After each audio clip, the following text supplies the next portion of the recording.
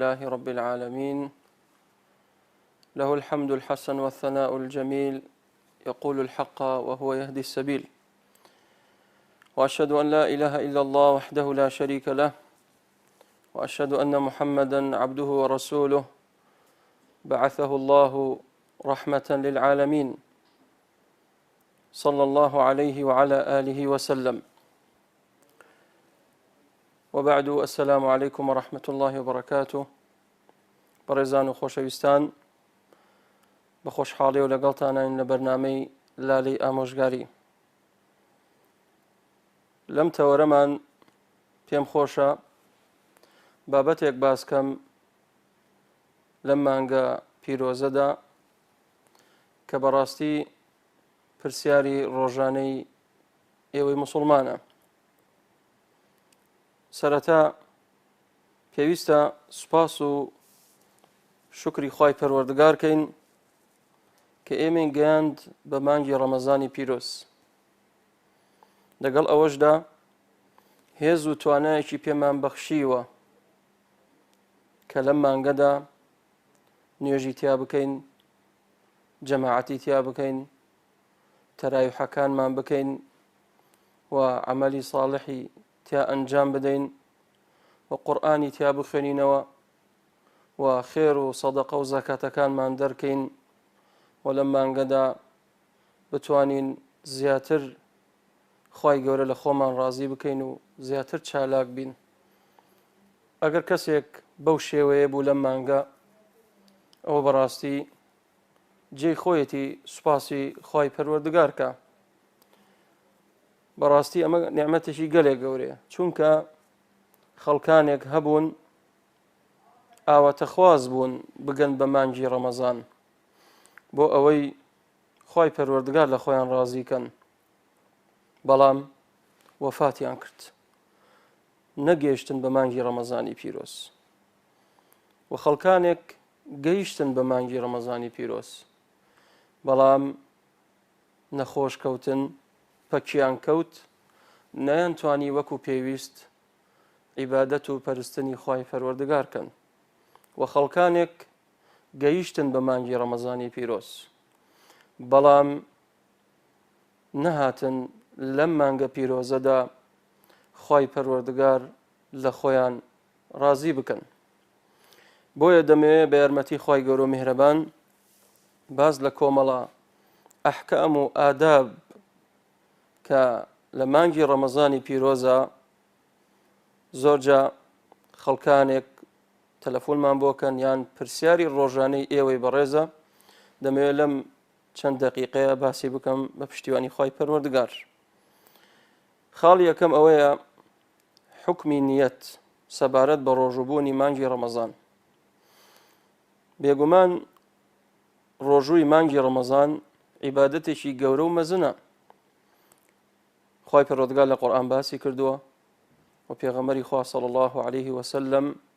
لە چەندین فەرمودەیە بۆمان باسەکات کە پایەیەکە لە پایەکانی ئیسلام، عیبادەتێکی گەورە و مەزنە و ئەم عیبادەتەش وەک تێگڕای عیبادەتەکانی تر پێویستی بە نیەتە، چونکە پێغەمبەری خوا فەرمی عليه الصلاة والسلام إنما الأعمال بالنيات. هەموو کردەوەیەک، هەموو عەمەلێک ئەگەر بێت و نیەتی صالحی لەگەڵا نەبێت، نیەتی لەگەڵا نەبێت، ئەو کاتە کردەوەکەت تەواو نابێت و قبوڵ نابێت. کەواتە هەموو عیبادەتێک بەستراوەتەوە نیەتی خاوەنەکەی.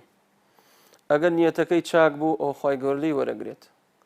ئەگەر نیەتەکەی فاسد بوو ئەوە خوای پەروەردگار ڕەدی دەکاتەوە، چونکە هەموو کردەوەیەک ئەبێت دوو مەرجی تێدا بێت. الئیخلاص ئەبێ بە ئیخلاسی بە پاکی فقط نیەتت بۆ خوا بێت. خاڵی دووەمیان المتابعة، واتە بە جۆرەی سنەتی پێغەمبەری خوا بێ صلی الله تعالی عليه وسلم، کەواتە بێ نیەتی بۆ دامەزرێنین. مەبەستمان لە ڕۆژۆکەمان خوای پەروەردگار لە خۆمان ڕازیکەین، نەک بڵێن وەڵا با بە ڕۆژوو بین ئەمە ڕیاضەیەکە و مەعیدە ئیسراحەتەکە و 11 مانگ ڕێک ئێمە خەریک نان خواردنی با لە مانگە معیدەی خۆمان بگرینەوە نا ئەگەر مەبەستتەوەیە ئەوە هیچ پاداشتێکت نییە کەواتە ئینەمە الأعمال بالنیات پێویستی بە نیەتە و نیەت دامەزراندنش بۆ ڕۆژووی مانگی ڕەمەزان پێویستە لە شەو نیەتی بۆ دامەزرێنیت چونکە پێغەمبەری خوا فەرمی عليه الصلاة والسلام من لم يجمع الصيام قبل الفجر فلا صيام له هەر کەسێک لە شەوە نیەت بۆ ڕۆژووی مانگی ڕەمەزاندا نەمەزرێنێت نیەت نەهێنێت ئەوە نیەتەکەی ئەو ڕۆژەکەی قبول نییە و ڕەت دەکرێتەوە و نیەتش براکانم خوشکان بەڕێزان نیەت بەدەم نییە بە زمان بڵێ نیەتمە مانگی ڕەمەزان بە ڕۆژوە بم یان لە هەندێک لە مزگەوتەکان دوای ئەوەی کە نوێژی عیشا تەواوەکەن ئیمامی مزگەوتەکە مکەبیرەکە لەگرێڵێ نیەتی مانگی ڕەمەزان بێنن بۆ سبەی ئەمە بیدعەیە ئەمە هیچ ئەسڵ و ئەساسێکی نییە دوو جار ئەو خەڵکە تووشی بیدعاکەن یەکەمیان بە جەماعی نیەت دێنن دووەمیان هەر کەسە و نیەت دێنێ بە زمان نەخێر ئیمام نەوویە فەرمێ یوکره التەلەفظ بها کەڕاهەتی هەیە نابێ بە زمان نیەت بێنی ئەی لەکوێ نیەت لە ناو دڵایە ولكن يؤاخذكم بما عقدتم الأيمان خواهي پروردگار سيري دڵەکە ولكن ينظر إلى قلوبكم وأعمالكم قلوبكم يعني إخلاص نيتكت کەواتە شتێکە لە دڵە دایە مەزرێنیت بۆیە کەسێک هەڵەسێ بۆ پاشێ و بەر لە بانک ئەوە بۆ خۆی نیەتێکە بەڕاستی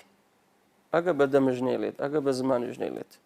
بۆیە نیەت با لە دڵە دامەزرێنین مەبەستمان ئەوە بێت مانگی ڕەمەزانە و بە ڕۆژوە بین و وانتەها و هەر ئەوەنە ئینشاء الله تعالى خاڵێکی تر ئەوەیە پێویستە بزانین لە مانگی ڕەمەزان چی شتێک ڕۆژوو بەتاڵەکاتەوە یەکەمیان خواردن و خواردنەوە بە متعمدی و بە عەن قەست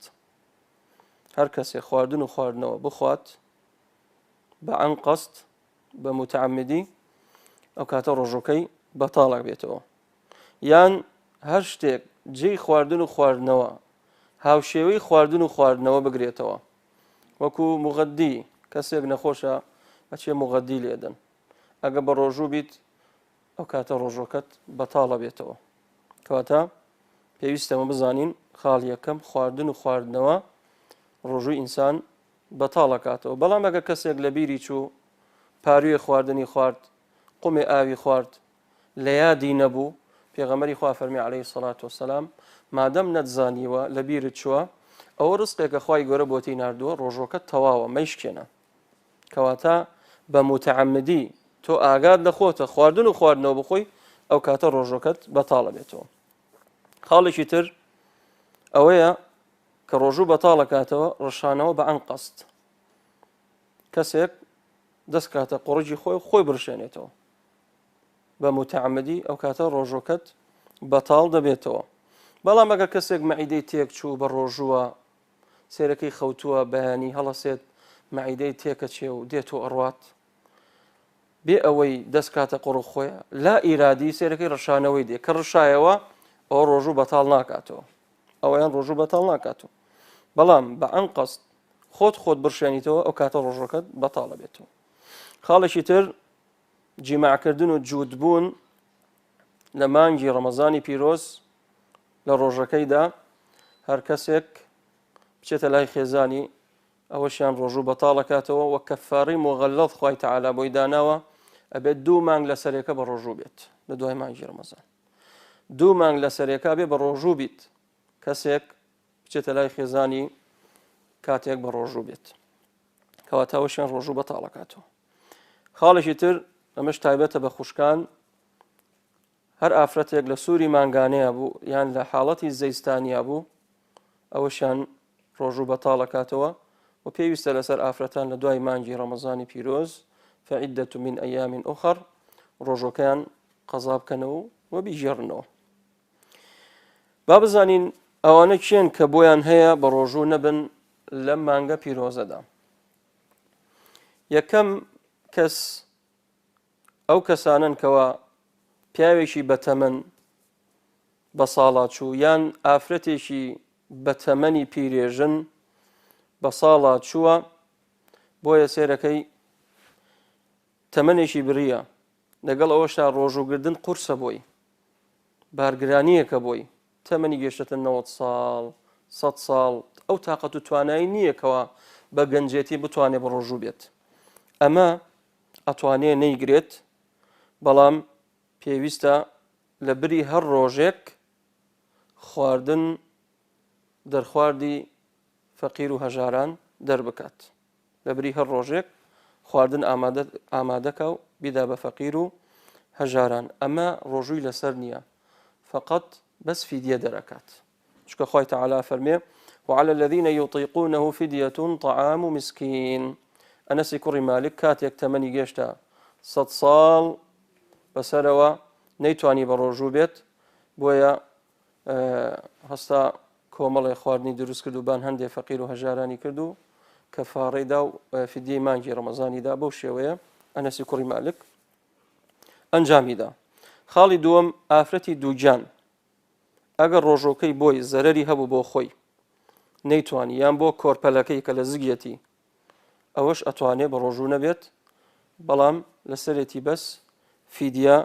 دەرکات وەکو عەبدوڵای کوڕی عەباس بۆمان باسەکات یان ئەو ئافرەتی کەوا شیرەدات مناڵی بۆ شیرەداتە مناڵەکەی کە بێتاقەتە کە شیرەدا و بێتاقەت بووە بۆیە کاتێک بێتاقەت بوو ئەتوانێت بە ڕۆژوو نەبێ ئەوەشیان هەر فیدیادات فیدیەکەش ئەوەیە هەموو ڕۆژێک خواردنێ دەیتە فەقیرێک یان کیلۆنیوێ برنج ئەدەیتە فەقیرێک کیلۆنیوێ برنج بەڵام ئەگەر ئافرەتێک بە خۆیەوە بوو شیری دا و تااقەت و تواناکەی لە جێی خۆی بوو ئەوە با بیگرێت با بە ڕۆژوو بێت بەڵام ئافرەتێ لاوازە بێتاقەتە بێت کاتێک شیری داتە مناڵەکەی ئەتوانێت بە ڕۆژوو نەبێت ئەو کاتە بەس فیدیا دەرەکات چکە ئەوەشیان هەر عەبدوڵای کوڕی عەباسە فەرمێ شوملی و ئافرەتانە شەکات ئەخیریان ئەوەیە کەسێک موسافر بوو یان نەخۆش بوو ئەتوانێت ئەمەش بە ڕۆژوو نەبێت ئەتوانێت بە ڕۆژوو نەبێت چکە خۆی تەعالا فەرمێ فمن كان مريضا أو على سفر فعدة من أيام أخر کە نەخۆش کەوتیت لە مانگی ڕەمەزان یاخود لە سەفەرا بووی لە دوای مانگی ڕەمەزان فعدة من أيام أخر بەڵام ئەگەر نەخۆشیەکە کاتی نەبوو درێژخایەن بوو بۆ نمونە کەسێک نەخۆشی شەکەرەی هەیە یان گورچی ژانەکە دکتۆرێکی موسڵمان بۆی نووسیاڵی خراپە نابێ بە ڕۆژوو بیت زەرەری هەیە بۆت ئەو کاتە بە ڕۆژوو نابێت هەر لە بری ڕۆژێک فیدیە دەرەکەیت و یان کیلۆنیوێ برنج دەرەکەی کاتاتوانی بە ڕۆژوو نەبیت بەڵام غەیری ئەمانە پێویستە بە ڕۆژوو بن و چاوەڕوانی پاداش بن لای خوای پەروەردگار دەبینین ئیسلام براکانم ئاینێکی ئاسانکارە نەک ناڕەحەتی تێدا بێت بۆیە لە کۆتایی ئاەتەکانی ئەحکامی سیام خوای پەروەردگارە فەرمێ یورید الله بكم اليسر ولا يريد بكم العسر داواکەم لە خوای پەروەردگار ڕۆژی مانگی ڕەمەزان لێمان قبول کرد بێت خوای پەروەردگار ئەخیری هەموو لای خێرکە خوای پەروەردگار بەختەوەری هەردوو دنیامانکە صلى الله وسلم على نبينا محمد وبارك الله فيكم شهر رمضان الذي أنزل فيه القرآن هدى للناس وبينات من الهدى والفرقان